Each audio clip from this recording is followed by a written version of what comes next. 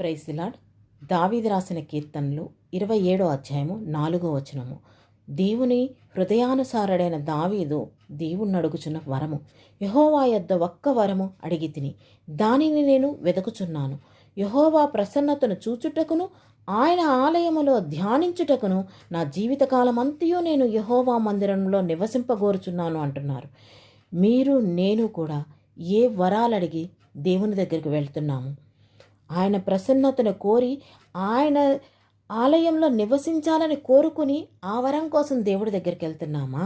లేకపోతే ఈ శరీరం ఆశల కోసం ఈ లోకంలో ఉన్నాం కాబట్టి వాటిని తీర్చమని దేవుడి దగ్గరికి వెళ్తున్నామా? మనము దేవుని రాజ్య విస్తరణలో వాడబడటానికి, పరలోక రాజ్య వారసులం అవ్వడానికి దేవుణ్ణి అడుగుచున్నామా? ఎందుకంటే మనం అడుగుచున్న రాజు ఎవరంటే కీర్తనలో 29:10 వచనంలో ఉంటుంది, యెహోవా నిత్యము రాజుగా ఆసీనుడై ఉన్నాడు.